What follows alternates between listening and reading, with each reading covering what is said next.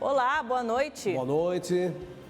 Papa Leão XIV recebe clero da Diocese de Roma.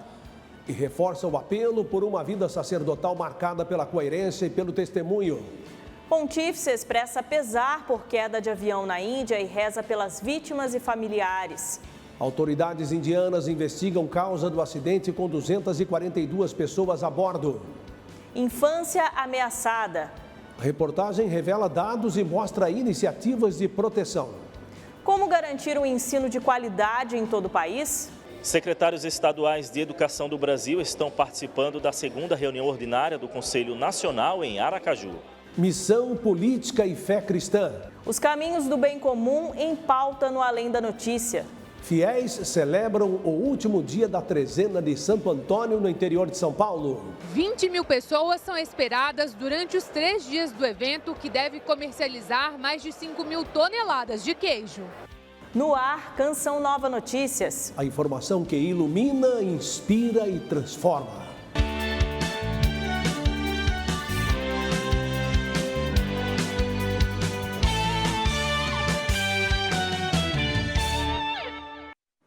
O Papa Leão XIV recebeu nesta quinta-feira o clero da Diocese de Roma em audiência no Vaticano. Entre os presentes estava o padre William Guimarães, da comunidade Canção Nova, que hoje celebra mais um ano de vida sacerdotal. Ao falar aos sacerdotes, o Santo Padre os encorajou a viverem com autenticidade, como homens credíveis e exemplos vivos do Evangelho. Pelo menos 2.000 sacerdotes da Diocese de Roma estiveram na Sala Paulo VI, no Vaticano, para o encontro com o Papa Leão XIV. Então, o Santo Padre hoje encontrou o clero de Roma, na verdade, também todos os colaboradores da Diocese de Roma. Então, todos os padres que de algum modo ajudam, então, os párocos, os vigários paroquiais, os diáconos, os seminaristas e também tantos estudantes que chegam a Roma e também ajudam nas atividades, né? Um encontro muito desejado pelo Santo Padre, por estar ciente dos desafios que cada um encontra nas realidades que vivem. Então ele disse, eu queria encontrar vocês para conhecê-los e para agradecer pelo trabalho que vocês fazem. Reconheceu também a dificuldade, porque Roma é um lugar, uma diocese muito rica, de muitas culturas, e isso também traz, às vezes, um pouco de dificuldade na pastoral, mas ele pediu para ter atenção com isso e usar isso para o bem, né? Sacerdote da Canção Nova, padre William Guimarães, que hoje mora na Casa de Missão de Roma, também participou do encontro com Leão XIV, e justamente em um dia muito marcante para a sua vocação. Eu recebi a notícia de que iria encontrar o Papa com muita surpresa, por ser exatamente no dia 12 de junho, dia em que eu faço 3 anos de padre. Para mim foi um presente de Deus, um presente da igreja. Sofri um acidente no ano de 2016, era seminarista na Canção Nova. O nosso carro se envolveu num gravíssimo acidente no estado do Rio de Janeiro. E eu fiquei num estado muito grave, né? Fiquei em coma, tive várias fraturas pelo corpo todo, totalmente desenganado pelos médicos. E na ocasião, o nosso fundador, Padre Jonas, de maneira ousada, foi para a televisão e pediu ao povo que se unisse a ele, a Canção Nova, clamando a Deus o milagre da minha vida, a partir de um pedido: dai-nos o Padre William. Diga comigo, Senhor, dá-nos o Padre William. Milagre alcançado, e hoje a celebração de 3 anos de sacerdócio. Padre William participou do encontro com Leão XIV e fala do convite feito pelo Papa a todos os sacerdotes. De sermos testemunhas credíveis do amor de Deus. Esse foi o segundo pedido que o Papa fez a nós, para que nós não nivelássemos a nossa vocação de acordo com as coisas deste mundo, mas que voltássemos àquilo que ele chamou de a hora do amor. A primeira hora em que Deus bateu a porta do nosso coração, nos encantou, nos apaixonou e nos quis sacerdotes. Nós saímos do comum dos homens para, no ordinário, viver de maneira extraordinária. Um acidente aéreo na Índia tirou a vida de 247 pessoas. O voo do Boeing 787 com destino a Londres caiu logo após a decolagem e atingiu um alojamento médico em área residencial próximo ao aeroporto, no oeste do país. O Boeing 787 da Air India, com 242 pessoas a bordo, decolou rumo a Londres e caiu logo depois sobre o alojamento de uma faculdade de medicina. De acordo com a polícia, as equipes de resgate, bombeiros e defesa civil chegaram ao local do acidente em 2 minutos. A operação de busca e salvamento e a limpeza da área foi realizada durante todo o dia. Além dos 10 tripulantes, 232 pessoas estavam na aeronave. Cidadãos indianos, britânicos, portugueses e um canadense, informou a companhia aérea. Apenas um passageiro sobreviveu. De acordo com a imprensa indiana, o passageiro disse que estava sentado próximo à saída de emergência e que na queda teria pulado pela janela. Ao ser hospitalizado, Ramesh se juntou a dezenas de outras pessoas que estavam no alojamento da faculdade. Fontes locais afirmam haver um segundo sobrevivente, mas a informação não havia sido confirmada até o fechamento desta matéria. A queda provocou vítimas em solo. No alojamento onde caiu o avião, havia dezenas de pessoas. 52 delas morreram. Com isso, 294 pessoas perderam a vida na tragédia. Em telegrama, o Papa Leão XIV enviou sentidas condolências às famílias e amigos daqueles que perderam a vida. Disse orar por todos os envolvidos nos esforços de recuperação e confiar as almas dos falecidos à misericórdia do Todo-Poderoso. O pontífice clamou a bênção divina da cura e da paz sobre todos os afetados. E aqui no Brasil, amanhã é dia de Santo Antônio, um dos santos mais populares da igreja. No interior de São Paulo, os fiéis se preparam para o encerramento da trezena em honra ao santo. A repórter Carla Zanon está ao vivo e traz os detalhes para a gente. Boa noite, Carla. Como estão os preparativos por aí, hein? Olá, Reinaldo. Boa noite para você, para a Fernanda e a todos que nos acompanham pelo Canção Nova Notícias. Olha, aqui na igreja de Santo Antônio, em Cachoeira Paulista, já está ficando cheia, porque os fiéis já estão chegando, se aproximando para participar do último dia da trezena dedicada ao santo padroeiro aqui do município. Amanhã, às 10 horas da manhã, acontece a celebração solene, presidida pelo bispo diocesano Dom Vladimir Lopes Dias. É sobre isso também que a gente conversa agora, neste momento, com o padre aqui, o pároco da paróquia, Monsenhor Luiz Carlos. Obrigado pela presença do senhor aqui conosco. Monsenhor, queria que o senhor falasse um pouquinho sobre a programação que foi pensado para o dia de amanhã e quais serão as pessoas que vão estar participando deste momento aqui.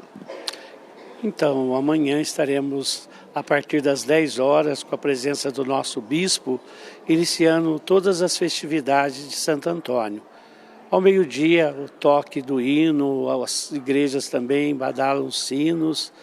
Às 6 horas, nós teremos a nossa procissão, encerrando com a missa da trezena, 13º dia, celebrada pelo padre Alessandro. Então, assim como durante toda a trezena, os padres da diocese estiveram aqui, amanhã também alguns deles estarão celebrando conosco. Tanto às 10 da manhã, com o nosso bispo, assim como também às 19 horas, com o padre convidado da noite. E após a missa, a nossa quermesse aqui no pátio da igreja, fazendo então a nossa convivência comunitária. Padre, também queria que o senhor falasse, Santo Antônio é um dos santos mais populares da nossa igreja. Como o senhor percebe a força dessa devoção no coração do povo e por que ela permanece tão viva ainda nos dias de hoje? Toda a história de Santo Antônio como santo franciscano. Assim como São Francisco inspirou para a missão e o testemunho, ele nos inspira também para que sejamos realmente grandes missionários da fé de Jesus Cristo. Tá certo, padre. Obrigada pela participação do senhor aqui conosco. Reinaldo e Fernanda, amanhã eu volto com mais informações atualizando sobre a festa do Santo Padroeiro aqui da cidade de Cachoeira Paulista. Eu volto com vocês aí no estúdio. Muito obrigado, Carla. Boa noite para vocês aí. A comunidade Canção Nova em Aracaju promove acampamento de oração voltado para as famílias. A programação inclui uma noite oracional e romântica para os casais. Informações com o repórter Silas Santos. Já é o 5º acampamento de oração realizado pela Casa de Missão da Canção Nova aqui em Aracaju. E a partir de amanhã, sexta-feira, mais um acampamento aí voltado para as famílias. Estamos aqui com o Vitor Leal, ele que é da comunidade Canção Nova, que vai trazer mais informações sobre esse evento. Vitor, que começa amanhã à noite com um jantar romântico voltado para os casais, mas segue até o próximo domingo, não é isso mesmo? Exatamente. Teremos um acampamento para famílias com a temática Como Atrair Sua Família para Deus, com as presenças do Emanuel Stênio, Gabriele Sanchotene, Ricardo Sá e Eliana Sá. Amanhã iniciamos com um jantar romântico muito bem preparado, com comida, música. Vai ser um momento muito especial de intimidade para o casal. No sábado, às 8 horas da manhã, iniciamos o nosso acampamento e fechando o dia às 16 horas com a Santa Missa. No domingo, novamente, às 8 horas da manhã se inicia e a missa de encerramento às 14 horas da tarde. Bem, Vitor, dado a limitação do espaço, mas ainda tem vagas onde podem ser adquiridas as entradas aqui, as pulseiras, para que as pessoas possam vir. Ainda temos vagas, as pulseiras podem ser adquiridas na nossa loja da Canção Nova aqui de Aracaju, ou se não pelo Simpla. É só entrar no site do Simpla e colocar a opção de acampamento para as famílias Canção Nova, que ali aparece a opção para você adquirir a sua pulseira. Muito obrigado pelas informações e é isso, fica aí o convite então a você, a família, aos casais aqui de Aracaju e também das redondezas aqui da capital sergipana, para vir aqui participar desse acampamento voltado para as famílias. Lembrando que a Canção Nova em Aracaju está localizada na rua Paulo Henrique Machado Pimentel, número 95, no bairro Inácio Barbosa. Sila Santos para o Canção Nova Notícias. Estamos de volta com o Canção Nova Notícias e com uma pergunta. Como a política pode ser um caminho de serviço ao próximo? No Além da Notícia de hoje, uma conversa profunda sobre valores cristãos, vocação pública e o compromisso com o bem comum. Liana Nunes traz os detalhes. E sobre esses assuntos eu converso a partir de agora com o deputado estadual de São Paulo, Rogério Santos. Deputado, seja bem-vindo à TV Canção Nova. O senhor que lidera hoje a Frente Parlamentar em Prol da Vida e da Família na Alesp. Quais os principais eixos de atuação hoje dessa frente? A Frente Parlamentar é composta hoje por 31 deputados, 1/3 da Assembleia Legislativa do Estado de São Paulo, e ela foi criada, e eu a coordeno, com a finalidade de proporcionar estudos voltados a políticas familiares e também à promoção da vida, não só a defesa, mas a promoção da vida.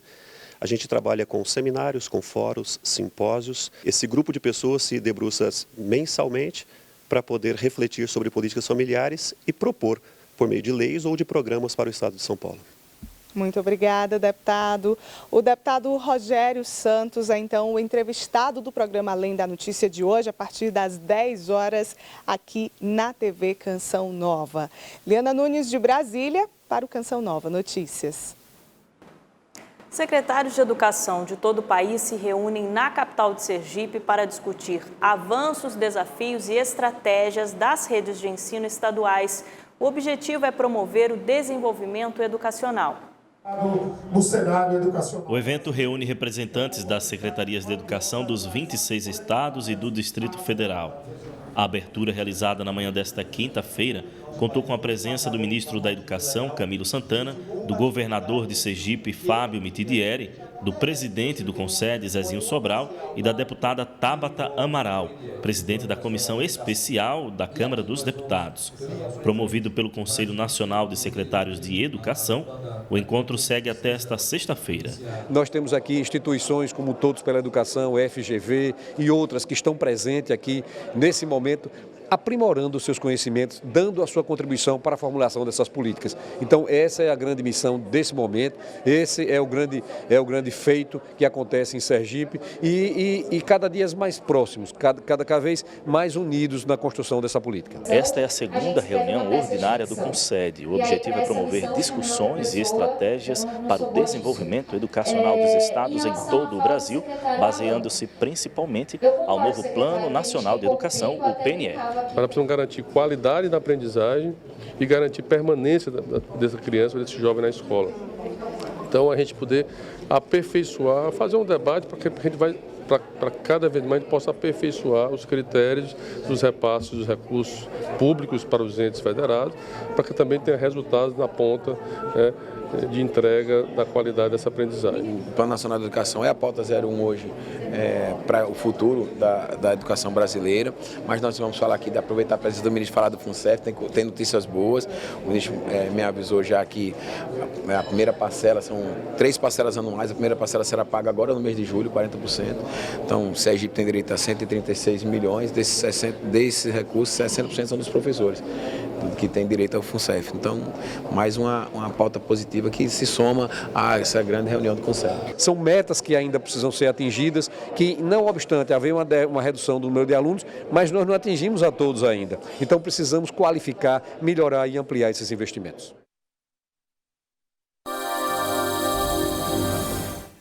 A sexta-feira será gelada no Brasil e o frio deve ser maior no Sudeste. Inclusive, as capitais podem bater recorde. Antes da onda de frio acabar no sábado, ela vai aumentar. No Rio de Janeiro, por exemplo, foi batido o recorde de temperatura mais baixa do ano, chegando aos 13,2 graus. Amanhã, a mínima prevista para a Cidade Maravilhosa é de 12 graus. A capital paulista fica com 8 e Belo Horizonte terá mínima de 9 graus. Além do Rio, São Paulo, sul de Minas Gerais e do Espírito Santo vão sentir aí as temperaturas mais baixas da região. No sul, as temperaturas também continuam bem baixas e não chove. A exceção é o litoral paranaense. Dos 3 estados, a capital paranaense será mais fria, com mínima de 7 graus. No interior do Brasil, o tempo fica firme em todos os estados, ou seja, não chove. E o destaque vai para a umidade, que vai estar abaixo dos 30% nas horas mais quentes do dia, em Mato Grosso, Goiás e Distrito Federal. No norte, a chuva volta a ganhar força no litoral norte, com destaque para o Amazonas, Roraima, Pará, Amapá e também norte do Tocantins. A gente encerra falando do Nordeste, onde a umidade vai estar bem baixa e teremos aí tempestades entre a Bahia e a região do Rio Grande do Norte, também no Piauí e Maranhão. O Congresso Nacional recebeu uma medida provisória para compensar o recuo na cobrança do imposto sobre operações financeiras. A intenção do governo é arrecadar bilhões de reais ainda este ano. Ao vivo de Brasília, a repórter Aline Campelo tem mais detalhes. Boa noite, Aline. Ótima noite, Fernanda, Reinaldo e a todos. Exato. O Poder Executivo mandou ao Congresso Nacional uma medida provisória que padroniza a tributação sobre as aplicações bancárias, que precisa ainda ser votada por senadores e deputados até o dia 28 de agosto. Com as mudanças, o governo espera arrecadar 10 bilhões de reais em 2025 e mais 20 bilhões em 2026. A medida provisória é uma forma de compensar a revogação do decreto do governo que previa a alta do imposto. A medida deverá ser analisada inicialmente por uma comissão mista do Congresso e depois passar por votação nos plenários da Câmara e do Senado. Um outro assunto é que as contas do governo Lula de 2024 foram aprovadas no TCU. A análise para a decisão inclui aspectos técnicos e jurídicos das contas presidenciais, avaliando o cumprimento de normas fiscais e orçamentárias, como metas fiscais, endividamento público e aplicação mínima em áreas essenciais. O resultado do exame é encaminhado ao Congresso Nacional, que será responsável pela deliberação final. Essas são as informações de hoje aqui em Brasília. Nós ficamos por aqui. Uma ótima noite para vocês. Volto com você ao estúdio. Ótima noite para você também, Aline. Obrigada pelas informações ao vivo de Brasília. A vulnerabilidade das vítimas e até a desinformação são fatores utilizados por criminosos para aplicar golpes. Além dos prejuízos financeiros, a ação gera danos psicológicos aos afetados. Com a chegada de datas festivas e comerciais, como o Dia dos Namorados, muitos cidadãos sofrem com golpes virtuais. Entre os golpes mais comuns nessas datas festivas estão os envios de links através de e-mails, redes sociais e SMS, induzindo ali o consumidor ao erro através de ofertas inexistentes. Os golpistas também utilizam-se de grandes marcas e lojas para a criação de sites e plataformas clonadas. Além das perdas financeiras, esse tipo de golpe pode provocar prejuízos psicológicos por causa dos traumas provocados pela situação. E em tempos de tantos mecanismos digitais, o roubo de dados pessoais é outro grande problema que os criminosos podem causar aos consumidores. Nos últimos meses, Letícia quis antecipar o presente do Dia dos Namorados e passou por uma situação desagradável. Ela fez uma compra virtual e não recebeu a encomenda, nem conseguiu contato para reembolso. Acabei encontrando um site que parecia muito bom, fiz a compra, até hoje o presente ainda não chegou. O consumidor deve desconfiar sempre. Ao ver uma proposta ou uma oferta, ele deve consultar ali, verificar a reputação daquela loja, né, ou daquela rede social. Desconfie sempre, se for muito perfeito, os comentários e as recomendações. Contudo, o especialista ainda tem orientações para o consumidor que foi vítima de algum crime. Faça um boletim de ocorrência, comunique a sua instituição bancária para tentar fazer o bloqueio ou estorno daquela compra, né? Comunique também aos órgãos de proteção ao consumidor, como o PROCON e o próprio site do governo federal, que é o consumidor.org.br, e, se necessário, busque também um advogado para buscar a restituição desse valor despendido e até mesmo a responsabilização daquele grupo criminoso. E a gente segue falando de redes sociais envolvendo a infância. O Ministério da Justiça elevou a classificação indicativa do Instagram para maiores de 16 anos. A decisão busca proteger adolescentes da exposição precoce a conteúdos impróprios e reforça o papel dos responsáveis no uso consciente das plataformas. O Ministério da Justiça e Segurança Pública, por meio da Secretaria Nacional de Justiça, alterou a classificação indicativa do Instagram. A partir de agora, a rede social passa a ser não recomendada para menores de 16 anos. Anteriormente, a classificação era para maiores de 14 anos. A mudança foi definida após uma revisão dos conteúdos disponíveis na plataforma e tem como objetivo evitar a exposição precoce a conteúdos impróprios. A atividade de classificação indicativa é exercida com base na Constituição Federal e no Estatuto da Criança e do Adolescente. A medida também reforça a importância da atenção dos responsáveis e do uso consciente da rede social por parte dos jovens.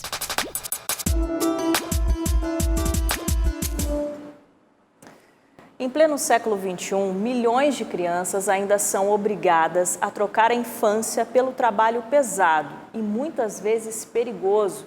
A reportagem que você vai ver agora destaca o que está por trás dessa dura realidade e o que tem sido feito no Brasil e no mundo para enfrentar o trabalho infantil. Ações como a de uma instituição em Pernambuco e a fiscalização ativa do Ministério Público do Trabalho são sinais de esperança. Em todo o mundo, milhares de crianças envolvidas em atividades que comprometem o bem-estar estão ligadas ao trabalho infantil. O Fundo das Nações Unidas para a Infância e a Organização Internacional do Trabalho contaram no ano passado 138 milhões de crianças submetidas a algum tipo de trabalho infantil, 54 milhões delas em atividades perigosas. Nós pretendemos que diminua, que continue diminuindo, tá? Exatamente, como eu falei, com a inserção na aprendizagem ou então a regularização daqueles adolescentes entre 16 e 18 anos que podem trabalhar em condições saudáveis, que eu digo não insalubre, não perigosa e não noturna. Em Pernambuco, uma ONG da cidade paulista oferece atividades lúdicas e pedagógicas para promover a autonomia das crianças. Uma caminhada foi promovida para ajudar a combater o trabalho infantil. Justamente fazendo panfletagem, para sensibilizar a comunidade diante desse fenômeno crescente que é o trabalho infantil. Nos pontos comerciais fizemos colagem de cartazes, entrega de panfletos, megafone falando frases, que venha a anunciar, denunciar a questão do trabalho infantil. Segundo o Ministério do Trabalho e Emprego, do início do ano de 2023 até abril de 2025, mais de 6 mil crianças e adolescentes em todo o Brasil foram retiradas de situações de trabalho infantil. Na América Latina e Caribe, o número total de crianças afetadas caiu de 8 milhões para cerca de 7 milhões. Na África subsaariana, o número continuou o mesmo, 87 milhões de casos, ou seja, 22% dos afetados no mundo. O Ministério Público do Trabalho aponta medidas para combater a situação. Nós desenvolvemos um promocional no âmbito de cada regional, intimando as empresas que têm cotas de aprendizagem abertas, sem o cumprimento, para que elas efetivamente desenvolvam, contratem, né, os aprendizes.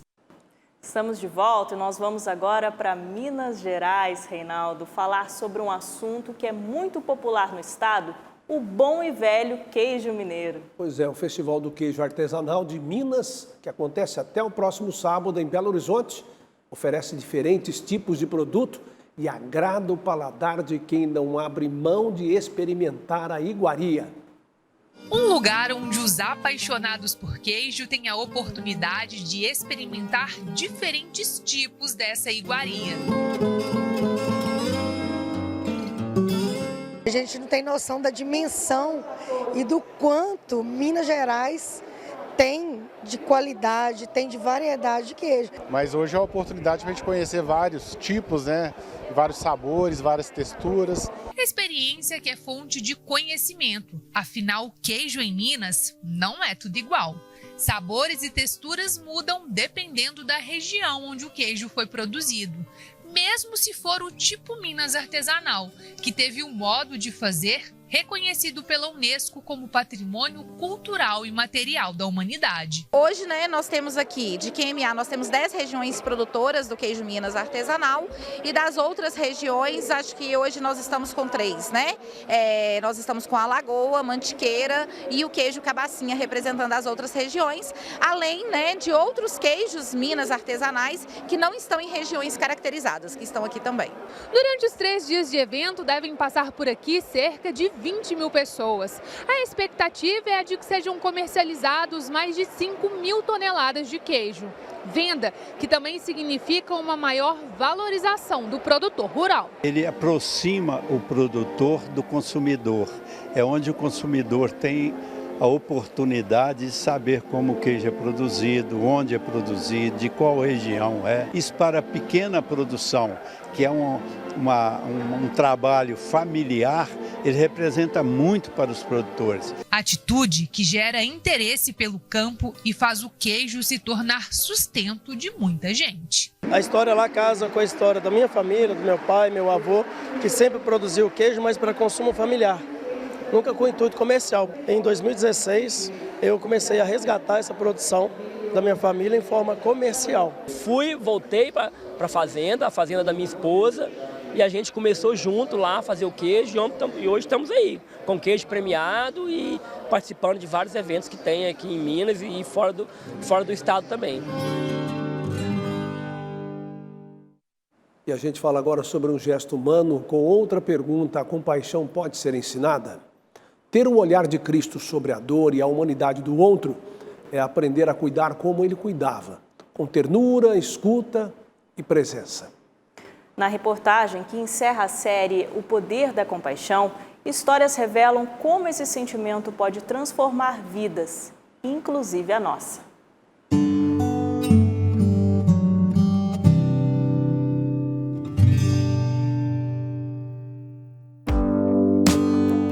Em meio a pratos e panelas no cardápio da Pastoral de Rua, tem um item especial: o amor. Deus nos permite estar aqui. Deus nos acolhe, Deus coloca essa missão. E assim foi comigo. Há 10 anos, Paloma idealizou o projeto que mais tarde se tornou a Pastoral de Rua Deus Vivo. A motivação foi pessoal e, como ingrediente principal, a compaixão. Eu tive um motivo especial que foi o meu pai. Ele esteve em situação de rua, um pouco antes de falecer. Então isso me motivou bastante a fazer algo que pudesse levar para eles algum tipo de conforto, de a gente pudesse levar, né, um pouco de Jesus assim, para eles.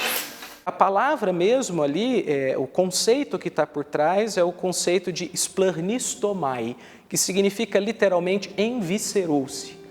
Porque às vezes a gente fala assim, ó, compaixão, significa que a pessoa tem uma paixão por, às vezes é traduzido como misericórdia, que vem do coração, mas splernistomai é muito mais, significa assim, ela ficou toda mexida por dentro. Toda sexta-feira, novas histórias de luta, saudades e resistência se somam à pastoral. É um chamado de Jesus para a nossa vida, por mais que a gente esteja aqui há 4, 5, 6 anos, às vezes é uma conversa diferente com o irmão. Na rotina, confundir compaixão e piedade é comum. O que é a piedade? Imagina que você está passando na rua e você vê um mendigo dormindo, aí você pensa, nossa, que dó desse homem. A gente está colocando ele num lugar inferior, eu estou acima dele. O que a gente não pensa é que talvez nós não passaríamos por aquilo, porque ele está passando, está sobrevivendo. Mas, para Arthur, que se inspira na vida da primeira santa nascida no Brasil, Santa Dulce dos Pobres, servir aos irmãos que sofrem mazelas é um presente. Saber que Deus nos ama de tal forma que nos confia esta missão é sensacional. No universo infantil, as emoções florescem a cada dia. A música é uma poderosa ferramenta para despertar a compaixão. Em uma escola que alia a solidariedade à educação, as crianças aprendem a crescer no amor e na misericórdia. As notas musicais e partituras da Corporação Musical Euterpe, fundada há mais de 200 anos, mostram que o som que importa não vem apenas dos instrumentos, mas do respeito e da escuta. Olha, a música, ela em si já é a compaixão em si, né? Ela modifica muito o interior da criança, né? Na socialização da criança dentro da sala de aula, com outros alunos, né? Eles têm que um ouvir o outro, né? Controle, né? Emocional, na hora de tocar, né? A concentração, a atenção. Então, tudo isso reflete uma compaixão na criança. Assim como a compaixão, a música ensinada desde cedo pode dar bons frutos e mudar trajetórias.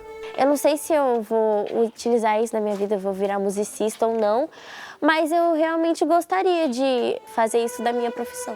Temos alunos que começaram conosco na primeira turma, foram aperfeiçoando, segunda, terceira turma, e depois procuraram as faculdades de música e hoje são considerados músicos profissionais mesmo. A música em si, ela tem uma definição, que é um meio de você expressar os sentimentos da alma através da música.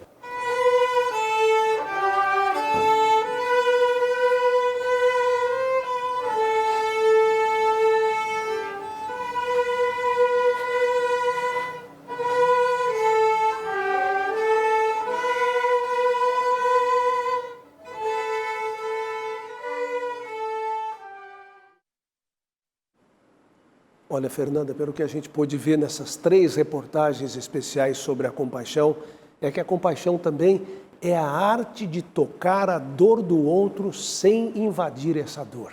São belos exemplos para todos nós. Muitos ensinamentos para nós. Reveja as reportagens no portal noticias.cançãonova.com ou no YouTube, @Canção Nova Jornalismo. Assista a seguir a transmissão da Santa Missa direto de Brasília. Às 9 tem Escola da Fé e às 10, Além da Notícia. Ótima noite, a gente se vê amanhã com a graça de Deus. Boa noite, paz para você.